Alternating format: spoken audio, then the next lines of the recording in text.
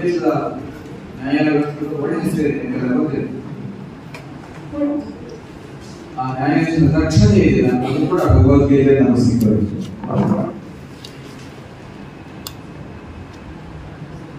ನ್ಯಾಯಿಕ ಪ್ರಕ್ರಿಯೆಯ ಪರಮೋಚ್ಚ ಲಕ್ಷ್ಯ ಏನು? ಈ ಎಲ್ಲ ನ್ಯಾಯಾಲಯ ಅನೇಕ ಪ್ರಕ್ರಿಯೆಗಳು, ಎಲ್ಲ ಪ್ರಕ್ರಿಯೆಗಳ ತಾತ್ವಿಕವಾದ ಗುರಿ ಏನು? ಅಪರಾಧ ರಹಿತ ಸಮಾಜವೇ ಈ ನ್ಯಾಯಿಕ ಪ್ರಕ್ರಿಯೆಗಳ ತಾತ್ವಿಕ ಗುರಿ, ತಾತ್ವಿಕ ಲಕ್ಷ್ಯ. ಆಗ್ತದೋ ಆಗಿದ್ದು ಲಕ್ಷ್ಯ ಇದೆ, ಆದರೆ ಪ್ರಿನ್ಸಿಪಲ್ ಈ ಪ್ರಕ್ರಿಯೆಯ ಲಕ್ಷ್ಯ ಹೇಗೆ ಅನಾರೋಗ್ಯಶೀಲ ಸಮಾಜ ನಿರ್ಮಾಣ ವೈದ್ಯಕೀಯ ಪ್ರಕ್ರಿಯೆಯ ತಾತ್ವಿಕವಾದ ಗುರಿ. ಹಾಗೆ ಎಲ್ಲ ನ್ಯಾಯಿಕ ಪ್ರಕ್ರಿಯೆಗಳ ಪ್ರಪಂಚ ಗುರಿ, ತಾತ್ವಿಕವಾದ ಗುರಿ ಅಪರಾಧ ಸಹಿತ ಸಮಾಜ ನಿರ್ಮಾಣ.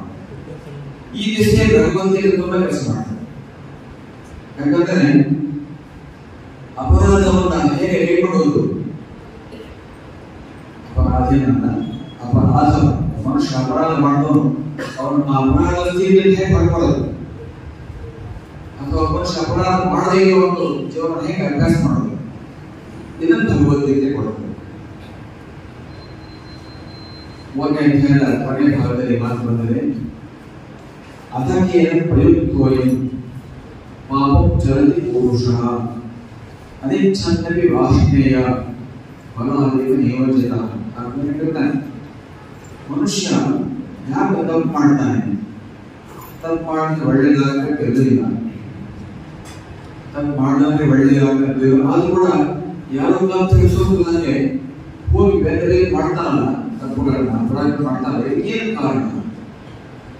ಅದು ಭಗವದ್ ಉತ್ತರ ಕೊಡ್ತಾನೆ. ಕಾಮ ದೇಶ, ಕ್ರೋಧ ದೇಶ, ರಜೋಗುಣ ಸ್ವಭಾವ, ಅತಿಯಾದ ಆಸೆ ಮತ್ತು ದ್ವೇಷಗಳೇ ಅಪರಾಧಕ್ಕೆ ಕಾರಣ. ಹೌದಲ್ಲ ಹೇಳ್ರಿ? ಯಾವುದೇ ಅಪರಾಧ ಇದೆ ಮೂಲ ಕಾರಣ ಒಂದೇ ಒಂದು ರೀತಿ ಶೋಧನೆ ಮಾಡಿ ಎರಡು ಒಬ್ಬರಿಗೆ ಸಿಗೇ ಸಿಗ್ತಾರೆ. ಯಾವುದೋ ಒಂದು ಅತಿಯಾದ ಆಸೆ ಅಂತಿಲ್ಲ, ಯಾವುದೋ ದ್ವೇಷ ಇದೆ. ಅದಕ್ಕೆ ನೀವು ಮುಂದೆ ಏನ್ ಮಾಡ್ತೀರಿ ಅಂದ್ರೆ ಶಿಕ್ಷೆ ಕೊಡ್ಬೇಕು, ನೀವು ಆ ಕಡೆ ಹೋಗ್ತೀರಿ. ನಾವು ಭಗವದ್ಗೀತೆ ಏನ್ ಮಾಡ್ತೀವಿ, ಆ ಅತಿಯಾದ ಆಸೆ ಅತಿಯಾದ ದ್ವೇಷವನ್ನು ಕೈಗೊಳ್ಳುವುದನ್ನ ಕೊಡ್ತೀವಿ. ನಾವು ಒಬ್ಬ ಮನುಷ್ಯ ಒಳಪಟ್ಟರೆ ಅವನನ್ನು ಬಿಡಿ ಸಾಧ್ಯ ಇದೆ. ಭಗವಂತ ನಮಗೆ ಈ ನಾಲ್ಕು ದ್ವೇಷ ಬಿಡಕ್ಕೆ ಉಪಾಯ ಕೊಡ್ತಾನೆ. ಇಂದ್ರಿಯೇ ಅರ್ಥೇ ಮನಸ್ಸಂತು ಪರ ಬುದ್ಧಿ ಯೋಗುತ್ತೇ ಪರತಸ್ತು ಸಹ ಏವಂ ಬುದ್ಧೇ ಪರಂ ಬುದ್ಧ್ವಾ ಸಂಸ್ಥಾತ್ಮಾತ್ಮನ ದೇಶಸ್ತು ಮಹಾಭಾಗೋ ಕಾವು ದುರಾಸನ. ಇಂದ್ರಿಯಗಳ ಹತೋಟಿ ಮನಸ್ಸಿನ ಮೇಲೆ, ಮನಸ್ಸಿನ ಹತೋಟಿ ಬುದ್ಧಿ ಮೇಲೆ, ಬುದ್ಧಿ ಹತೋಟಿ ಅರಿತು ಆಚೆ ಇರುವ ಪರತತ್ವ ಪರಮಾತ್ಮ ಕೈ. ಏನಾದರೂ ಒಂದು ಧ್ಯಾನ ಪ್ರಕ್ರಿಯೆ ಮೂಲಕ ಆ ಪರತತ್ವ ಪರಮಾತ್ಮನ ಸ್ವಲ್ಪ ಟಚ್ ಮಾಡಿಸಬೇಕು, ನಿನ್ನ ಒಳ್ಳೆ ಎಲ್ಲ ಶುದ್ಧ ಆಗ್ತದೆ, ನಿನ್ನ ಬುದ್ಧಿ ಶುದ್ಧವಾಗ್ತದೆ, ಬುದ್ಧಿಯಿಂದ ಮುಂದೆ ಅದು ಕಟ್ಕೊಳ್ಬಿಟ್ಟಿರ್ತಕ್ಕಂಥ ಮನಸ್ಸು ಶುದ್ಧ ಆಗ್ತದೆ, ಅದರ ನೀನು ಹೋಗ್ಬಿಟ್ಟಿರ್ತಕ್ಕಂಥ ಇಂದ್ರಿಯ ಶುದ್ಧ. ಆಗ ನಿನ್ನ ಆಸೆ ತಾನೇ ಕಡಿಮೆ, ಆಸೆ ಕಡಿಮೆ ಅದು ದ್ವೇಷದ ಮನೆ ಹೋಗ್ತದೆ. ಎಲ್ಲಿ ಬಹಳ ಸುಲಭ ದಾಸನ ಬಹಳ ಆಳವಾದ ಪ್ರಕ್ರಿಯೆ ಹೋಗ್ತದಲ್ಲ, ವಾಸ್ತವಿಕ. ಈ ರೀತಿಯಲ್ಲಿ ಒಬ್ಬ ಮನುಷ್ಯ ಅಪರಾಧಿ ಆಗದೇ ಇರುವಂತೆ ಮಾಡುವಂತಹ ವಿಧಾನ ಭಗವದ್ಗೀತೆ. ಅಪರಾಧ ಮಾಡಿದ ನಂತರ ಶಿಕ್ಷೆ ಕೊಡುವುದು ಒಂದು ಪ್ರಕ್ರಿಯೆ, ಅಪರಾಧಿ ಆಗದಿರುವಂತೆ ಮಾಡೋದು ಇನ್ನೊಂದು ಪ್ರಕ್ರಿಯೆ. ಇದು ಶ್ರೇಷ್ಠವಾದ prevention is better than cure. ಹಾಗಾಗಿ ಅಪರಾಧ ರಹಿತ ಸಮಾಜದ ತಾತ್ವಿಕ ಉದ್ದೇಶ ಇದೆ ಪ್ರಕ್ರಿಯೆ. ಅದಕ್ಕೆ ಭಗವದ್ಗೀತೆ ತನ್ನದಾದ ರೀತಿಯಲ್ಲಿ ಸಹಕಾರ ಕೊಡ್ತದೆ. ನಾಳೆ ಸ್ವಲ್ಪ ನಾಡದ ನಾವು ಜೈಲಿಗೆ ಹೋಗ್ಲಿಕ್ಕಿದ್ದೇವೆ, ಕೋಟಿ ಹೋಗ್ತೇವೆ. ಭಗವದ್ಗೀತಾ ಅಭಿಯಾನದಲ್ಲಿ ನಮ್ಮನ್ನು ಕೋಟಿ ಹಚ್ಚಿದ್ದಾರೆ, ಜೈಲಿಗೆ ಹೋಗಿದ್ದಾರೆ. ಯಾವುದೇ ಅಪರಾಧ ರೀತಿಯಲ್ಲ, ಕೋಟಿ ಕಾರ್ಯಕ್ರಮ ಜೈಲಿಗೆ ಹೋಗಿದ್ದಾಗೆ ಅದು ಕೂಡ ಭಗವಂತನಿಗೆ ಕೊಡೋದು. ತುಂಬ ಪ್ರಯೋಜನ ಇದೆ. ನಾನು ಹೋಗ್ತೇವೆ ಅಲ್ಲಿ ಬರುತ್ತಾರೆ ಅಪರಾಧವನ್ನು ದೇಶಕ್ಕೆ ಅಪರಾಧಿಯ ಮಾಡಿದ ತಪ್ಪು ಅರ್ಥ ಮಾಡಬಾರ್ದು. ಆದ್ರೆ ಮನುಷ್ಯನೇ ಮಾಡುವಂತ ಅನ್ಕೋಬಾರ್ದು. ಯಾವನ್ನಾದ್ರು ನಮ್ಗೆ ಮುಖ್ಯಕ್ಕೂ ಸಾಧ್ಯ ಇಲ್ಲ. ಆ ಪ್ರಕ್ರಿಯೆ ಜೈಲು ಮಾಡ್ತಾರೆ. ಹಾಗಾಗಿ ಆ ಅಪರಾಧವನ್ನು ತೆಗೆದುಹಾಕುವುದು ಕೆಲಸ ಇದೆಯಲ್ಲ, ಅದೇ ರೀತಿ ಭಗವದ್ಗೀತೆ ತುಂಬಾ ಪ್ರೇರಣೆ ಆಗ್ತಾರೆ. ಈ ಅಭ್ಯಂತರ ನಾವು ಎಲ್ಲಾ ಜಿಲ್ಲಾ ನ್ಯಾಯಾಲಯಗಳಿಗೂ ಹೋಗಿದ್ದೇವೆ. ಪರಪ್ಪನಗರದ ರಾಜ್ಯದ ಉಚ್ಚ ಮಟ್ಟದ ಜೈಲು ಕೂಡ ಹೋಗಿದ್ದೇವೆ. ಅಲ್ಲಿ ನಾವು ಭಗವದ್ಗೀತೆ ಹೇಳ್ಕೊಂಡು ವಚನ ಮಾಡಿದ್ದೇವೆ. ಅನೇಕ ಜನ ಕೈಯಲ್ಲಿ ಚುನಾವಣೆ ಆಗಿದ್ದರಿಂದ ಮತ್ತು ಅವರಿಗೆ ಪ್ರತಿಕ್ರಿಯೆಯನ್ನು ಕೊಡುತ್ತೆ ಭಕ್ತರ ಮೂಲಕ. ಒಬ್ಬ ಬಹಳ ಅದ್ಭುತವಾದ ಜೊತೆಯಲ್ಲಿ 2 ಸಲ ಹೋಗಿದ್ದೇವೆ.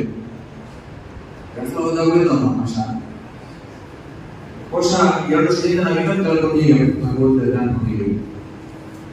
ಆ ಸಂದರ್ಭದಲ್ಲಿ ಗಡಿ ಬಿಡಿತ್ತು. ಸಾಯಂಕಾಲ ರಾತ್ರಿ ಬಿಜಾಪುರ ಹೊರಟೆ ಭೇಟಿ ಮುಗಿಸ್ಕೊಂಡು ಗಡಿ ಬಿಡಿ ಹಂತಿ ಭಾಗವತ ನ್ಯಾಯದಿಂದ ಕೂಗ್ತ ಹೊರಟು ಸ್ವಾಮೀಜಿ ಸ್ವಾಮೀಜಿ ಒಂದು ನಿಮಿಷ ಒಂದು ಮಾತು ಹೇಳ್ಬೇಕು ಏನು ಕಣ ಆಗಿದೆ ಹೇಳಿ ಸ್ವಾಮಿ ಬಂದ ನೀವು ಭಗವದ್ಗೀತೆ ಅಜ್ಞಾನಕ್ಕೆ ಕಳ್ಕೊಂಡು ಜೈಲು ಬಂದ ನಾನು ಹೇಳಿದ್ದೆ. ಈ ಪ್ರಪಂಚ ಭಗವದ್ಗೀತೆ ಅಂತ ಓದಿದೆ. ಅಲ್ಲಿಂದ ಹೊರಗೆ ಬಂದ ನಾನು ಮೆಡಿಕಲ್ ಓದಿ ನಮ್ಮ ಡಾಕ್ಟರ್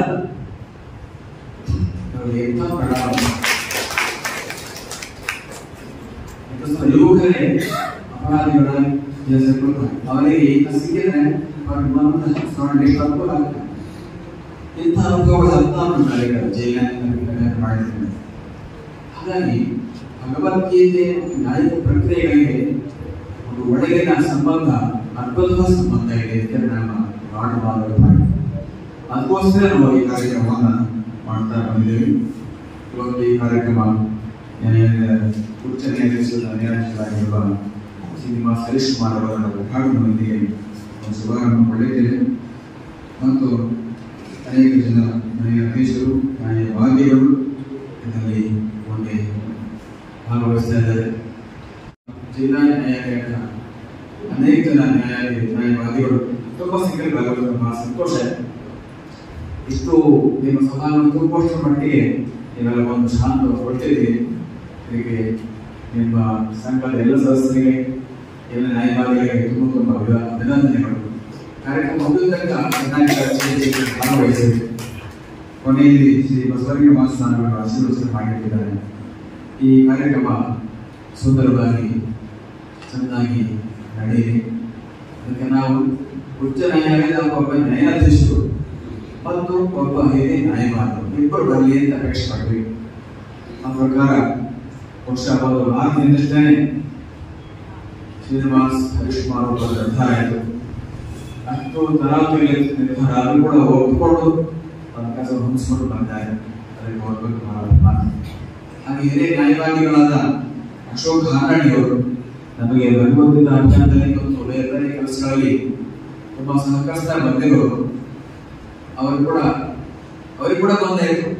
ಕಾರ್ಯಕ್ರಮ ಆಗೋದಿಲ್ಲ ಅಂತ ಹೇಳಿ ಬೇರೆ ಈಗ ಅಲ್ಲಿ ಹಾಗೆ ನಾವು ಕೊಂಡ ತಕ್ಷಣ ಟಿಕೆಟ್ ಬರ್ಬಿಡೋದು ಟ್ರೈನ್ ಟಿಕೆಟ್ ತಿರುಗಿ ಒಂದು ಸ್ವಲ್ಪ ದಿನ ಆಗುತ್ತೆ ಅಂತಾರೆ. ಒಂದು ತಿರುಗಿ ನಮ್ಮ ಟಿಕೆಟ್ ಬರ್ಬಿಟ್ಟು ಏನ್ ಮಾಡೋದು ಟಿಕೆಟ್ ಮಾಡ್ಕೊಂಡು ಮತ್ತೆ ಹೀಗಾಗಿ ಹಿರಿಯ ನ್ಯಾಯಾಧೀಶರ ನ್ಯಾಯವಾದಿಗಳು ಹಾಗೂ ಸಮರ್ಪಕವಾದ ಸುಂದರವಾದ ಕಾರ್ಯಕ್ರಮ. ಇಲ್ಲಿಯ ವಕೀಲರ ಸಂಘದ ಡಿಜಿ ವಿನೋದಾರಿದ್ದಾರೆ. ಅವರೆಲ್ಲ ಪದಾಧಿಕಾರಿ ಸದಸ್ಯರಿದ್ದಾರೆ. ವಕೀಲರ ಸಂಘದ ಒಂದು ಸಹಯೋಗದಲ್ಲಿ ಕಾರ್ಯಕ್ರಮ ನಡೀತಾ ಇರುತ್ತೆ. ಹೇಳೋದು ಬಹಳ ಸಂತೋಷ ಆಗ್ತದೆ. ವಕೀಲರ ಸಂಘಗಳು ಅಧಿಕೃತವಾಗಿ ತಮ್ಮ ಕಾರ್ಯಕ್ರಮವನ್ನು ಮಾಡಿದ್ದಾರೆ. ಈ ಭಗವದ್ಗೀತೆ ಚಿಂತನೆ ಒಂದು ರೂಢಿ ಮೊದಲ ದಿನಗಳಲ್ಲಿ ನಿಮ್ಮೆಲ್ಲ ಜೀವನದಲ್ಲಿ ವೈಯಕ್ತಿಕವಾಗಿ ಸಾಮೂಹಿಕವಾಗಿ ಬರಲಿ. ಈ ಕಾರ್ಯಕ್ರಮ ಮಾಡಿದ್ರೆ ಒಂದು ಒಳ್ಳೆಯ ಪರಿಣಾಮ. ಎಲ್ಲರೂ ವೈಯಕ್ತಿಕವಾಗಿ ಭಗವದ್ಗೀತೆ ಅವರನ್ನು ನೋಡೋದಾಗ ಒಂದು ಅಧ್ಯಾಯ ಓದಿಲ್ಲ. ಸಾಮೂಹಿಕವಾಗಿ ನೀವೆಲ್ಲರೂ ಕಾರ್ಯಕ್ರಮ ಬಂದಾಗ ಆನಂತರ ಭಗವದ್ಗೀತೆ ಪಠಣ ಮಾಡೋದು ರೂಢಿಬಾರದು. ಇದರಿಂದ ನಿಮ್ಮ ಅನೇಕ ಜೀವನದಲ್ಲಿ ಬದಲಾವಣೆ ಖಂಡಿತ ಆಗ್ತದೆ. ಆ ರೀತಿಯಲ್ಲಿ ನೀವು ಮತ್ತೊಂದನ್ನು ಮಾಡಕ್ಕೆ ಸಾಧ್ಯ.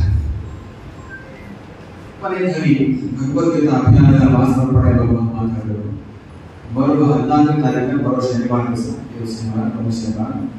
ವಿಜಯಪುರದ 10ನೇ ರಸ್ತೆಯಲ್ಲಿರುವ ಸಾಯಿಬಾಬಾ ಮೈದಾನದಲ್ಲಿ ರಾಜ್ಯ ಮಟ್ಟದ ಮಹಾಸಭೆ ನಡೆಯಲಿಕ್ಕೆ ಸುಮಾರು 20,000 ಜನ ಭಗವದ್ಗೀತೆಯನ್ನು ಸುಮಾರು 2 ಗಂಟೆಗಳಲ್ಲಿ ಆಲಿಸಿದ್ದಾರೆ. ರಾಜ್ಯದ ಮತ್ತು ರಾಷ್ಟ್ರ ಮಟ್ಟದ ಅನೇಕ ನೇತಾರರು ಭಾಗವಹಿಸಿದ್ದಾರೆ. ನೀವೆಲ್ಲ ಆ ಕಾರ್ಯಕ್ರಮ ಕೂಡ ಬರಬೇಕು ಅಂತ ಹೇಳುವಂಥದ್ದು ತಿಳಿಸ್ತಾ ಕಾರ್ಯಕ್ರಮ ಸಂಘದಲ್ಲಿ ಸತೀಶ್ ಚಂದ್ರ ಅವರನ್ನು ನಿರ್ಣಯ ಕೊಡ್ತಾರೆ. ವ್ಯವಸ್ಥಿಸಿದ ಬರಬೇಕಾದ್ರೆ ಒಟ್ಟಾಗಿ ಹಾಗೆ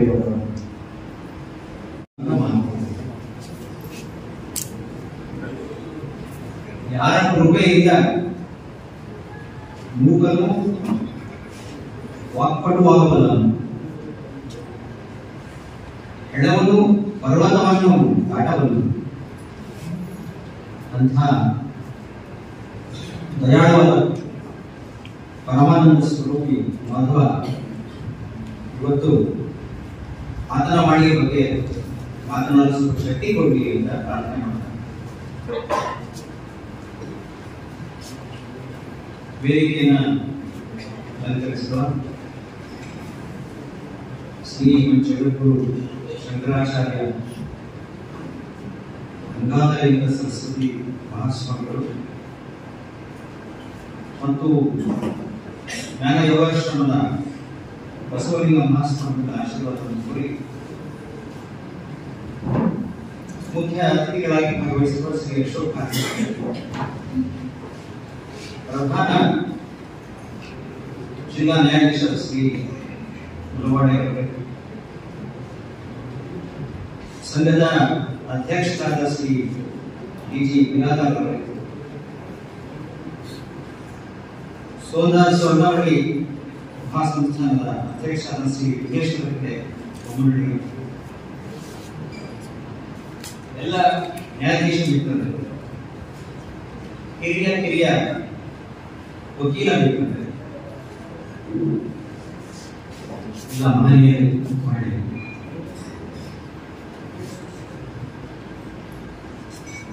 ಸುಮಾರು 20 ದಿವಸಗಳ ಹಿಂದೆ ನನ್ನ ಮಗಳು ಈ ಉಡುಪಿಯ ಗುತ್ತಿಗೆ ಮಠದವರು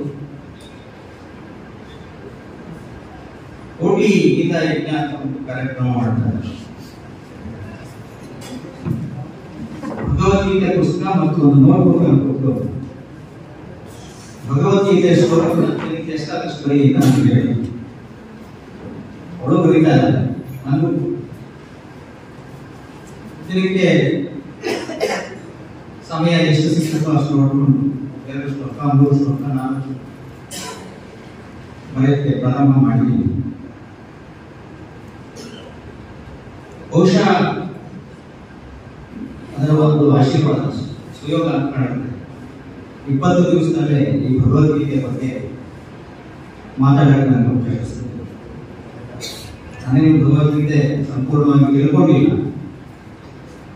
ಕೆಲವು ವಿಚಾರಗಳನ್ನು ನಿಮ್ಮ ಮುಂದೆ ಹೇಳ್ತೇನೆ.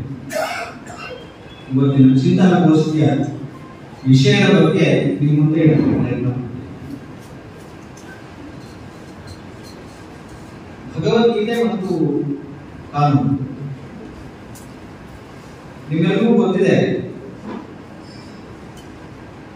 ಇವತ್ತು ಚಾಲ್ತಿಯಲ್ಲಿ ಇರ್ತಕ್ಕಂಥ ಎಲ್ಲ ಕಾನೂನುಗಳು ಮಾನವ ನಿರ್ಮಿತ, ಅಂದರೆ ಪ್ರಜಾಪ್ರಭುತ್ವ ರೀತಿಯ ಸರ್ಕಾರ ಹೇಗೆ ಸ್ಥಾಪನೆ ಆಗಿದೆ ನಿಮ್ಮೆಲ್ಲ ಗೊತ್ತಿದೆ. ನಾಗರಿಕರ ಪ್ರಜೆಗಳ ಪ್ರತಿನಿಧಿಗಳು ಶಾಸನ ಸಭೆಯನ್ನ ರಚಿಸಿ ಅಲ್ಲಿ ನಮ್ಮ ದೇಶಕ್ಕೆ ಬೇಕಾದಂತಹ ಕಾನೂನುಗಳನ್ನ ಜಾರಿಗೆ ತರ್ತಾರೆ. ಇಂಥಕ್ಕಂಥ ಕಾನೂನುಗಳಿಗೆ ಅವಶ್ಯಕತೆ ಕಂಡು ಬಂದ್ರೆ ತಿದ್ದುಪಡಿ ಮಾಡ್ತಾರೆ. ಹಾಗಾಗಿ ನಾನು ಹೇಳ್ತಾ ಇರೋದು ಮಾನವ ನಿರ್ಮಿತ ಕಾನೂನು. ಈಗ ಶಾಸನ ಸಭೆಗಳಿದೆ. ಬ್ರಿಟಿಷರು ನಮ್ಮ ದೇಶವನ್ನು ಆಳ್ತಾ ಇದ್ದಾಗ ಅವರು ಕಾನೂನು ಇಟ್ಕೊಂಡು ಗೌರ್ಮೆಂಟ್ ಆಫ್ ಇಂಡಿಯಾ ಆಕ್ಟ್. ಅದಕ್ಕೂ ಮುಂಚೆ ಬ್ರಿಟಿಷ್ ಇದ್ದಾಗ ಇದ್ರು, ಅದಕ್ಕೂ ಹಿಂದೆ ನಿಮ್ಗೆಲ್ಲ ಗೊತ್ತಿದೆ, ಸುಮಾರು 600 ಜನ ರಾಜ್ಯಗಳಿದ್ದಂತೆ, 600 ಪ್ರಾಂತ್ಯಗಳಿದ್ದು 600 ರಾಜ್ಯಗಳು.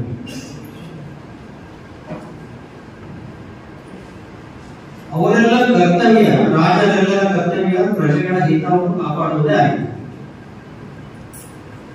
ಚಾಣಕ್ಯ ಅಥವಾ ಕೌಟಿಲ್ಯ ಅರ್ಥಶಾಸ್ತ್ರದಲ್ಲಿ ಹೇಳ್ತಾನೆ, ಪ್ರಜಾಸುಖೇ ಸುಖಂ ರಾಜ್ಞಃ ಪ್ರಜಾನಾಂಚ ಹಿತೇ ಹಿತಂ ಆತ್ಮಪ್ರಿಯಂ ಹಿತಂ ರಾಜ್ಞಃ ಪ್ರಜಾನಾಂಚ ಪ್ರಿಯಂ ಹಿತಂ. ಏನು ಅರ್ಥ? ರಾಜನಿಗೆ ಹಿತ ಯಾವುದು ಅಂದ್ರೆ ಪ್ರಜೆಗಳ ಹಿತ, ತನ್ನ ಹಿತವಲ್ಲ. ರಾಜನು ತನಗೆ ಇಷ್ಟವಾದಂತೆ ಅಧಿಕಾರವನ್ನು ಚಲಾಯಿಸಬಾರದು,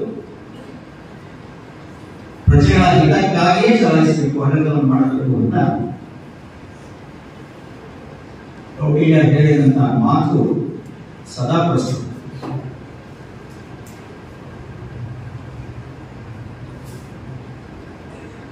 ಚಾಣಕ್ಯ ಧರ್ಮವನ್ನು ದೃಷ್ಟಿಯಲ್ಲಿ ಇಟ್ಕೊಂಡು ಆ ಮಾತನ್ನು ಹೇಳಿದ. ಧರ್ಮ ಅನ್ನೋ ಪದಕ್ಕೆ ಅರ್ಥವನ್ನು ಕೊಡೋದು ಬಹಳ ಕಷ್ಟ. ಆದರೆ ಇವತ್ತು ಕಾನೂನು ಅಂತ ಏನು ಹೇಳ್ತೀವಿ, ಅದು ಧರ್ಮಕ್ಕೆ ಸಮನಾದ ಅರ್ಥ ಅಲ್ಲ ಅಂತ ನನ್ನ ಒಂದು ಭಾವನೆ. ಆದರೆ ಆ ರೀತಿ ಅರ್ಥ ಮಾಡಬಹುದು, ಅದರಿಂದ ಅಪೇಕ್ಷೆ. ಇವತ್ತಿನ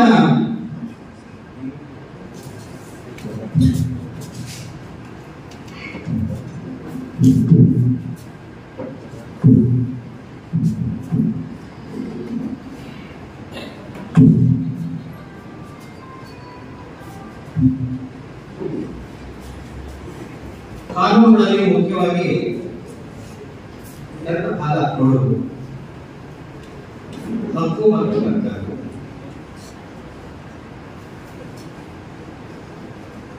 ಹಕ್ಕುಗಳನ್ನು ಒತ್ತಾಯಿಸುವ ವ್ಯಕ್ತಿಗೆ ಕರ್ತವ್ಯದ ಬಂಧನವಿರುತ್ತೆ ಅಂತ ನನ್ನ ಭಾವನೆ.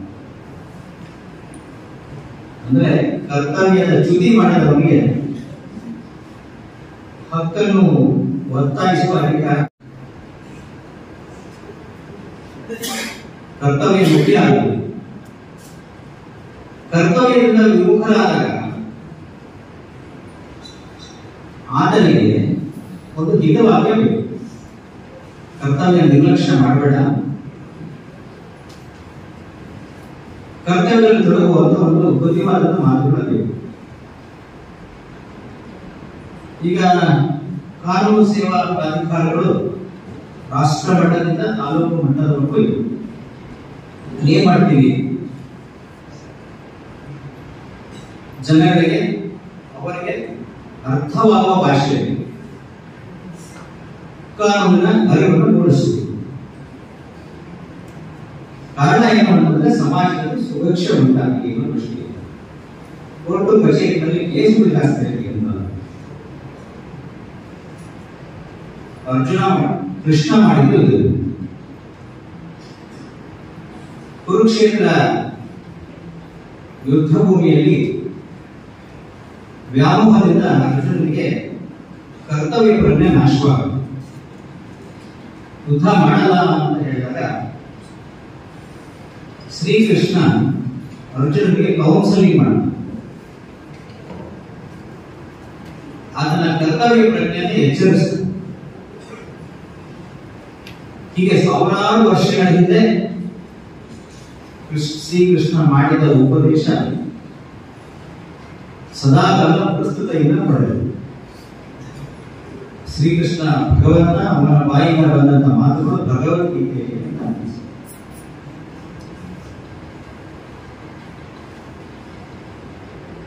ಈ ರಾಮಕೃಷ್ಣಾಶ್ರಮದಲ್ಲಿ ರಂಗನಾಥ ಅಂತರುವಂತ ಅದರ ಮುಖ್ಯಸ್ಥರಾಗಿತ್ತು. ಅವರು ಭಗವದ್ಗೀತೆ ಒಂದು ಪುಸ್ತಕ ಬರೆದಿದ್ದಾರೆ.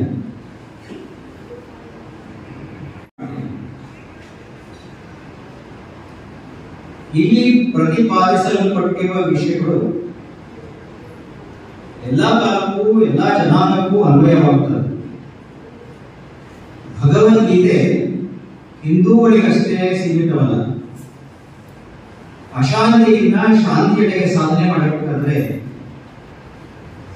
ಭಗವದ್ಗೀತೆಯನ್ನು ನಿಷ್ಠೆಯಿಂದ ಅಧ್ಯಯನ ಮಾಡಬೇಕು, ಅದರಂತೆ ಪಾಲಿಸಬೇಕು. ಮಾನವ ಜನಾಂಗವು ಈ ಹೊಸ ಯುಗದಲ್ಲಿ ಅರಸುತ್ತಿರುವ ಹಾಗೂ ನಮ್ಮ ಭಾರತ ಸಂವಿಧಾನದಲ್ಲಿ ಅಡಕಗೊಳಿಸಲ್ಪಟ್ಟಿರುವ ಮಾನವೀಯ ಧ್ಯೇಯಗಳೊಂದಿಗೆ ಎಲ್ಲಾ ಸ್ತ್ರೀ ಪುರುಷರ ಅಂತರಂಗದಲ್ಲಿರುವ ಚಿರಂತನ ಆಧ್ಯಾತ್ಮಿಕ ಸತ್ಯವನ್ನು ಸಾಕ್ಷಾತ್ಕರಿಸಿಕೊಳ್ಳಲು ನೆರವಾಗುವುದಕ್ಕೆ ಉದ್ದೇಶಪಟ್ಟು ರಚಿತವಾಗಿರುವ ಕೃತಿ ಇದು. ಭಗವದ್ಗೀತೆ ಬಗ್ಗೆ ಮುಂದುವರಿಸುತ್ತಾರೆ. ಹಿಂದಿನ ಕಾಲದಲ್ಲಿ ಮನಃಶಾಂತಿಗಾಗಿಯೋ ಅಥವಾ ಪುಣ್ಯದ ಕೆಲಸವೆಂದು ಗೀತೆಯನ್ನು ಓದುತ್ತಿದ್ದರು. ಇದರಲ್ಲಿನ ಪ್ರಾಯೋಗಿಕತೆಯನ್ನು ಯಾರೂ ಕಂಡುಕೊಳ್ಳಲಿಲ್ಲ.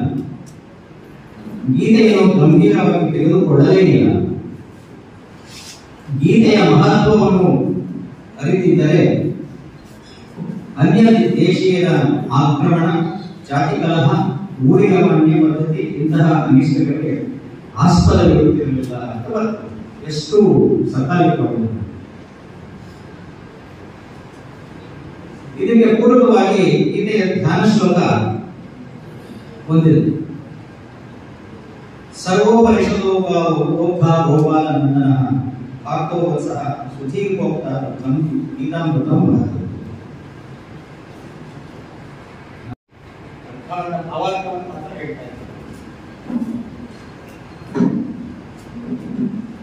ಉಪನಿಷತ್ತುಗಳಲ್ಲೂ ಹಸು ಕಂಪೇರ್ ಮಾಡಿದ್ದಾರೆ. ಉಪನಿಷತ್ತುಗಳನ್ನು ಹಸುವಿಗೆ ಕಂಪೇರ್ ಮಾಡಿದ್ದಾರೆ. ಹಾಲು ಕರೆಯುವ ಯಾರು ಅನ್ನೋದು ಶ್ರೀಕೃಷ್ಣ. ಪಾರ್ಥ ಅಥವಾ ಅರ್ಜುನನೇ ಕರು. ರುಜು ಬುದ್ಧಿಯುಳ್ಳ ಅಂದ್ರೆ ಸರಿಯಾದ ರೀತಿಯಲ್ಲಿ ಯೋಚನೆ ಮಾಡತಕ್ಕಂಥ ವ್ಯಕ್ತಿ. ಅಮೃತ ಸಮಾನವೆಂಬ ಗೀತೆಯ ಹಾಲನ್ನು ಗೌಡಿಗನಾದ ಕೃಷ್ಣ ಅರ್ಜುನನ ಕರುವನ್ನ ಇಟ್ಟುಕೊಂಡು ಯಾವ ರೀತಿ ವೇದ ಉಪನಿಷತ್ತಿರ್ತಕ್ಕಂಥ ಸಾರವನ್ನು ಕೊಟ್ಟನು, ಆ ರೀತಿ ನಾವು ಭಗವದ್ಗೀತೆಯನ್ನು ಉಪಯೋಗಿಸುತ್ತೇವೆ. ನಾವೇನ್ ಮಾಡ್ತಾ ಇದ್ದೀವಿ ಇಷ್ಟು ವರ್ಷಗಳು ಅಂತಂದ್ರೆ ಭಗವದ್ಗೀತೆಯನ್ನ ಪೂಜೆ ಮಾಡಿ ಒಂದು ಧಾರ್ಮಿಕ ಗ್ರಂಥ ಅಂತಿಗೆ ಅದಕ್ಕೆ ಗೌರವ ಸ್ಥಾನವನ್ನು ನೋಡಿ ಪೂಜೆ ಮಾಡ್ತಾ ಇದ್ದೀವಿ. ಆದರೆ ಅದರ ಹಾಲನ್ನು ನಾವು ಕುಡಿಯಲಿಲ್ಲ. ಹಾಗಾಗಿ ದೈಹಿಕವಾಗಿ ಮತ್ತು ಮಾನಸಿಕವಾಗಿ ತೊಂದರೆ. ಭಗವದ್ಗೀತೆಯನ್ನು ನಾವು ಅದರ ಹಾಲನ್ನು ಕುಡಿದಿದ್ರೆ ನಮ್ಮ ಸಮಾಜ ಎಷ್ಟು ಪುಷ್ಟಿದಾಯಕವಾಗ್ತಾ ಇತ್ತು ಅಂತ ನಾವು ಯೋಚನೆ ಮಾಡ್ತೀವಿ.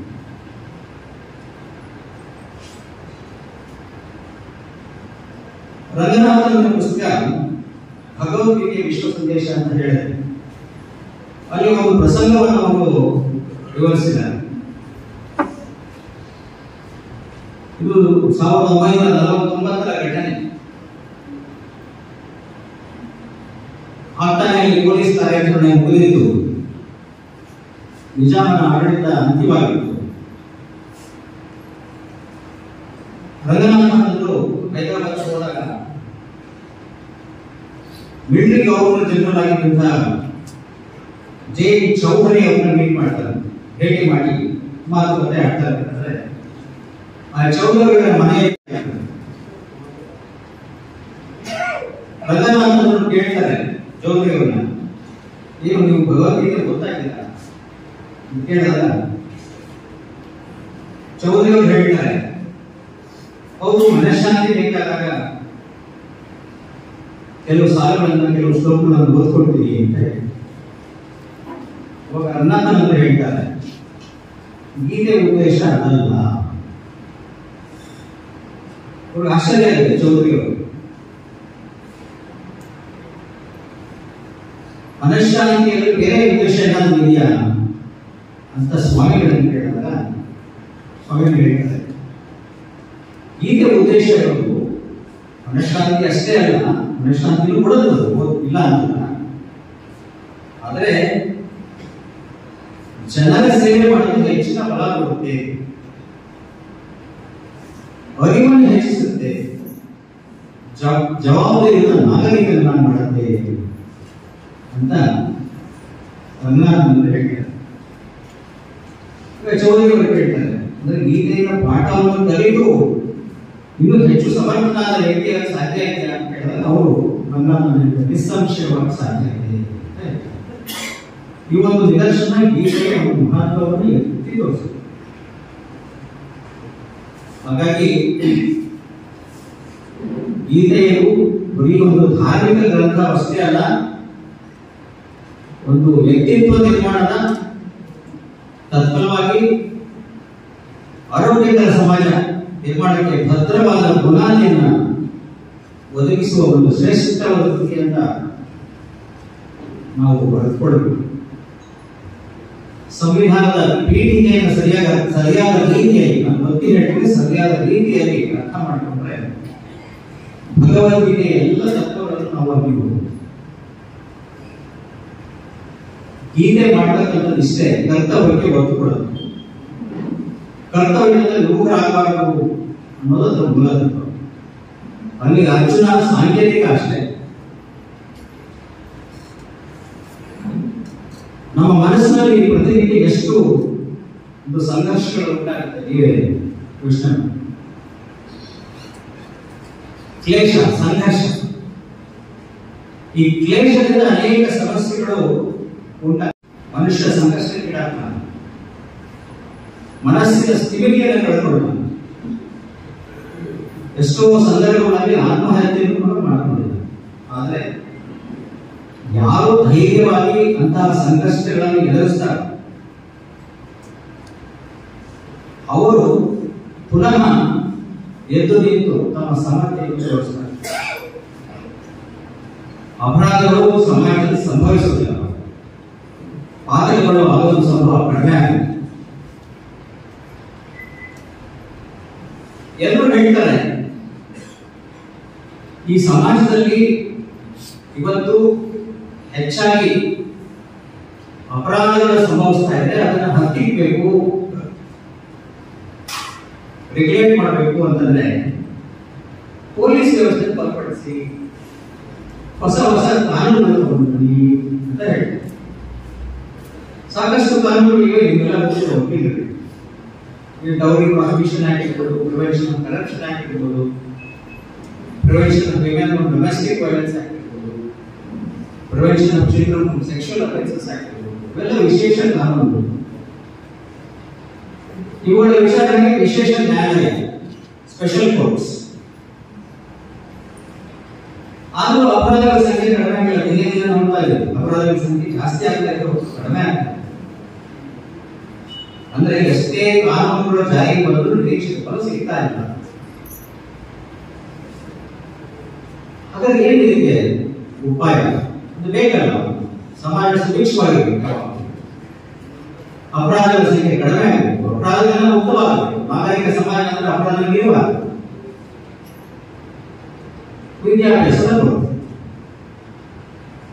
ಇವತ್ತಿನ ವಿದ್ಯಾಭ್ಯಾಸದ ಪರಿಸ್ಥಿತಿ ಏನು ಅಂತಂದ್ರೆ ಬರೀ ವಿಷಯ ಸಂಗ್ರಹಣೆ ಅಷ್ಟೇ. ಆ ವಿಷಯ ಸಂಗ್ರಹಣೆ ಧ್ಯಾನವಾಗಿ ಪರಿವರ್ತನೆ ಆಗ್ತದೆ, ಜ್ಞಾನವಾಗಿ ಪರಿವರ್ತನೆ ಆಗ್ತದೆ, ಬುಕಿಶ್ ನಾಲೆಜ್. ಅದಕ್ಕೆ ಟಿವಿ ಮಂಕುತಿಮ್ಮನ ಬಿಟ್ಟರು ಒಂದ್ ಕಡೆ ಹೇಳ್ತಾರೆ, 65-70 ಓದ್ಕೋತೀವಿ. ಪುಸ್ತಕದಲ್ಲಿ ದೊರೆತರಿವು ಮಸ್ತಕದಲ್ಲಿ ಬೆಳವಣಿ, ಚಿತ್ತದೊಳು ಬೆಳೆದರು ತರುತರದ ಪುಷ್ಪ, ವಸ್ತು ಸಾಕ್ಷಾತ್ಕಾರ ಮಂತರೀಕ್ಷಣೆಯಿಂದ ಶಾಸ್ತ್ರೀಕರಣದಿಂದ ಮಂಕುತಿಮ್ಮ ಅಂತ ಹೇಳ್ತೀವಿ. ಏನರ್ಥ? ಮಸ್ತಕ ತಲೆ, ಹಣೆಯ ಮೇಲೆ ತಲೆಯ ಮೇಲೆ ಒಂದು ಮಣಿ ಇದ್ರೆ ಬಡಬಡ ಹೇಗೆ ಹೊಡೆಯಿತು ಆ ರೀತಿ ಚಿತ್ತದೊಳು ಒಳಗಡೆ, ನಮ್ಮ ಮನಸ್ಸಿನಲ್ಲಿ ಒಳಗಡೆ ಬೆಳೆದ ಅರಿವು, ಬೆಳೆದ ಅರಿವು ತರು ತಳೆದ ಗಿಡಗಳಲ್ಲಿ ಹೂ ಹರಿದ್ರೆ ಎಷ್ಟು ಸುಂದರವಾಗಿದೆ. ಒಂದು ಪಾರ್ಕ್ ನಿಂತ್ಕೊಳ್ಳಿ, ಮನಸ್ಸಿಗೆ ಎಷ್ಟು ಆಹ್ಲಾದ. ಅಂದ್ರೆ ಮನಸ್ಸಿಗೆ ಗೋಚರವಾಗುವ ವಿಷಯ ಇದೆಯಲ್ಲ, ಅದು ಮರಗಿಡದಲ್ಲಿ ಇರ್ತಕ್ಕಂಥ ಹೂವಿನಲ್ಲಿದೆ. ವಸ್ತು ಸಾಕ್ಷಾತ್ಕಾರವು ಅಂದ್ರೆ ಏನು? ಜ್ಞಾನ. ಹೇಗೆ ಅಂದ್ರೆ ಅಂತರೀಕ್ಷಣ ಇದೆ, ಇನ್ನರ್ ಕಾಂಟೆಂಪ್ಲೇಷನ್. ಶಾಸ್ತ್ರೀಕರಣ ಬರೀ ಪುಸ್ತಕದ ಓದಲ್ಲ, ಆ ಓದನ್ನ ಜ್ಞಾನವಾಗಿ ಪರಿವರ್ತನೆ ಮಾಡಿಕೊಳ್ಳದೆ ನಿಜವಾದ ಅಧ್ಯಯನ. ಇಂತಹ ಒಂದು ಶಿಕ್ಷಣದ ಕೊರತೆ ಇವತ್ತು ಎದ್ದು ಕಾಣ್ತದೆ. ಇನ್ನೊಂದು ಅಧ್ಯಾಯ ಡಿವಿಜನ್ ಕಗ್ಗದಲ್ಲಿ, ಅದು ಒಂದು ಭಗವದ್ಗೀತೆ ಹೇಳುವುದು. ಚಿತ್ತದ ಅನುಭವ ಭಾವ ಸಂಭಾವನೆಗಳೆಲ್ಲ ಬತ್ತವನ್ನು ವಿಚಾರಗಳ ಯುಕ್ತಿಗಳು ಪುಟ್ಟೆ ತತ್ವ ತಮ್ಮಲ ದೊರಕುವುದು ವಿವೇಚಿತ ತತ್ವ ನಿತ್ಯ ಭೋಜನ ನಮಗೆ ಮಂಕುತ್ತಿಲ್ಲ. ಎಷ್ಟು ಚೆನ್ನಾಗಿದೆ. ನಮ್ಮ ಬಾಲ್ಯದಲ್ಲಿ ನೋಡಿದ್ವಿ, ಹಿಂದೆ ಮನೆಗಳಲ್ಲಿ ಭತ್ತವನ್ನು ಕೂಟಿ ಅಕ್ಕಿಯನ್ನು ಬೇರ್ಪಡಿಸ್ತಾರೆ. ಅದಕ್ಕೆ ಒಂದು ದೊಡ್ಡ ಹೊರಡು ಇರ್ತಾ ಇತ್ತು. 4 ಜನ ಸೇರಿ ಒಂಟೆಗಳಲ್ಲಿ ಕೂಡಿದಾಗ ಈಗಿನ ತರ ಮೀಲ್ಸ್ ಇರ್ತಿರ್ಲಿಲ್ಲ. ಮನೆಯಲ್ಲೇ ಅಕ್ಕಿ ಹಡಬರ ಗೊತ್ತಿರ್ತೀವಿ, ನಾನು ನೋಡಿದ್ದೇನೆ. ಚಿತ್ತದ ಅನುಭವಕ್ಕೆ ಬರುವ ಎಲ್ಲಾ ಸಂಗತಿಗಳನ್ನ ಭತ್ತಕ್ಕೆ ಹೋಲಿಸಬಹುದು. ಆ ಭತ್ತವನ್ನ ವಿಚಾರವೆಂಬ ಹೊರಗೆಯನ್ನು ಬಿಟ್ಟಿದಾಗ ಯಾವ ರೀತಿ ಕೊಟ್ಟು ಬೇರ್ಪಟ್ಟು ನಮಗೆ ಕಣ್ಣು ಅಂದ್ರೆ ಅಕ್ಕಿ ಸಿಗುತ್ತೆ. ಅದರಿಂದ ನಾವು ಊಟ ಮಾಡ್ತೀವಿ. ನಿತ್ಯ ಭೋಜನ, ಈ ವಿಚಾರ, ಈ ಜ್ಞಾನ ಎಲ್ಲ ಪ್ರತಿನಿತ್ಯದ ಭೋಜನವಾಗುತ್ತೆ. ಎಷ್ಟು ಸುಂದರವಾಗಿ ಇಂತಹ ಶಿಕ್ಷಣದ ಕೊರತೆಯಿಂದ ಇವತ್ತಿನ ಸಮಾಜ ಅಧೋಗತಿ ಬರ್ತಾ ಇದೆ. ನಿಸ್ಸಂಶಯವಾಗಿ ಅಂದ್ರೆ ಸರಿಯಾದ ರೀತಿಯ ಶಿಕ್ಷಣ ಇದ್ದರೆ ಸಮಾಜ ಸುಭಿಕ್ಷವಾಗಿರುತ್ತೆ. ಅವಾಗ ಕಾನೂನಿನ ಅವಶ್ಯಕತೆನೇ ಇರಲ್ಲ, ಕೋರ್ಟು ಕಚೇರಿಗಳಲ್ಲಿ ಕೆಲಸವೇ ಇರಲ್ಲ. ಈ ಕಾನ್ಸ್ಟಿಟ್ಯೂಷನ್ ವೆಲ್ಫೇರ್ ಸ್ಟೇಟ್ ಅಂತ ಹೇಳ್ತೀವಿ, ಅದು ಅವಾಗ ನಿರ್ಮಾಣ. ಇಂತಹ ಒಂದು ಸಮಾಜವನ್ನು ನಿರ್ಮಾಣ ಮಾಡಬೇಕಾದ್ರೆ ಪ್ರತಿಯೊಂದು ಕರ್ತವ್ಯ ಬಗ್ಗೆ ಜಾಗೃತವಾಗಿ. ಕಾನ್ಸ್ಟಿಟ್ಯೂಷನ್ ಫಂಡಮೆಂಟಲ್ ಡ್ಯೂಟೀಸ್ ಎಲ್ಲರಿಗೂ ಗೊತ್ತಿದೆ. ಆದರೆ ಸಂವಿಧಾನ ಜಾರಿ ಬಂದಾಗ ಆ ಚಾಪ್ಟರ್ಗೆ ಫಂಡಮೆಂಟಲ್ ಡ್ಯೂಟೀಸ್ ಒಟ್ಟಿಯಾದರೂ ಸರಿ, ಈ ದೇಹ ಒಳಗಿರೂ ಸರಿ, ಸಮಯದ ಧೈರ್ಯದ ದಾರಿ ಹಿಡಿದು ಹೋರಾಟ ಮಾಡ್ತಾ ಇರು. ಬಡವರುತ್ತಾ ಹೆದರಿಕೆಯಿಂದ ದೂರ ಹೋಗಬೇಡ. ಇದು ಇಂತಹ ಕರ್ತವ್ಯ ವಿಮುಖರಾಗಲು ಕಿಮ್ಮತ್ತು ಇಲ್ಲ, ಬಾಳಿಗೆ ಕಿಮ್ಮತ್ತಿಲ್ಲ, ಸತ್ವವನ್ನು ಎತ್ತಿ ಅಂತ ಹೇಳ್ತಾರೆ. ಇದೇ ತತ್ವೇ ಭಗವದ್ಗೀತೆಯಲ್ಲಿ ಅಡಕವಾಗಿದೆ. ಅದನ್ನೇ ಶ್ರೀಕೃಷ್ಣ ಒಂದು ವಾಕ್ಯದಲ್ಲಿ ಹೇಳ್ತಾನೆ, ಸ್ವೇ ಸ್ವೇ ಕರ್ಮಣ್ಯಕೃತ ಸಂಸಿದ್ಧಿಂ ಲಭತೆ ಅಂತ. ನಿಮ್ಮ ಕರ್ತವ್ಯಗಳಲ್ಲಿ ನಿರತರಾಗಿ, ಆಗ ಪ್ರತಿ ಮನುಷ್ಯನ ಜೀವನ ಸಾರ್ಥಕವಾಗುತ್ತೆ. ಒಂದೇ ಒಂದು ಚಿಕ್ಕ ಉದಾಹರಣೆ ಹೇಳ್ಕೊಡ್ತೇವೆ. ಗೊತ್ತು, ಇದೇ ರೀತಿ ನಾನು ಒಂಥರ ಟ್ರೈ ಭಾಷಣ ಮಾಡ್ತಾ ಇದ್ದೇನೆ, ನಿಮಗೆ ಬೇಜಾರು. 1967 ಭಾರತ ಚೀನಾ ಯುದ್ಧ. ಒಬ್ಬ ಯೋಧ ಅವನಿಗೆ ಯುದ್ಧಕ್ಕೆ ಹೋಗಕ್ಕೆ ಇಷ್ಟ ಆಗಿರಲಿಲ್ಲ. ಹೊಸದಾಗಿ ಮದುವೆ ಆಗಿಲ್ಲ, ಹೆಂಡತಿ ಊರಲ್ಲಿದ್ದು ಮೈ ಆರಾಮಿಲ್ಲ ಅಂತ ನೆಮ್ಮದಿ ಊರಿಗೆ ಬರ್ತಾನೆ. ಆ ಊರಲ್ಲಿ 2 ಬಾವಿ, ಒಂದು ಬಾವಿ ನೀರಲ್ಲಿ ಆ ಊರಿನ ಗಂಡಸರು ಸ್ನಾನ ಮಾಡೋದು, ಮತ್ತೊಂದು ಬಾವಿ ಊರಲ್ಲಿ ಹೆಣ್ಮಕ್ಳು ಸ್ನಾನ ಮಾಡೋದು. ಇವರು 3 ಬಾವಿಗೆ ಬಂದ ಹೆಂಡತಿ ಅವನನ್ನು ನೋಡಿದ್ರು. ಓ, ಇವನು ಯುದ್ಧ ಮಾಡಕ್ಕೆ ಇಷ್ಟ ಇದ್ದರೆ ವಾಪಸ್ ಬರ್ತಾ ಇದ್ದಾನೆ, ಅವನಿಗೆ ಎಚ್ಚರಿಸಬೇಕು. ಅದೇ ಮಾತು ಹೇಳಿದಂತೆ, ಬಾಯಿ ಬಾ, ಹೆಣ್ಮಕ್ಳು ಬಾವಿ ಈ ನೀರು ಸ್ನಾನ ಮಾಡೋದು. ಅಂತ ಅವನಿಗೆ ಗೊತ್ತಾಯ್ತು, ಯಾಕೆ ಹೇಳ್ತೀರಾ. ಮನೆಗೆ ಹೋಗಿಲ್ಲ ಅವನಂದ್ರೆ ವಾಪಸ್. ಅಂದರೆ ಒಬ್ಬ ಸಾಮಾನ್ಯ ಮಹಿಳೆಯು ಜ್ಞಾನವಾಗಿದ್ದರೆ ಕರ್ತವ್ಯದ ಪ್ರಜ್ಞೆಯನ್ನು ಎಚ್ಚರಿಸಿಕೊಟ್ಟು ಚಿಕ್ಕ ಉದಾಹರಣೆ. ನಿಮ್ಗೆಲ್ಲರೂ ಗೊತ್ತಿದೆ, ಧರ್ಮವ ರಕ್ಷಣೆ ರಕ್ಷಿತ.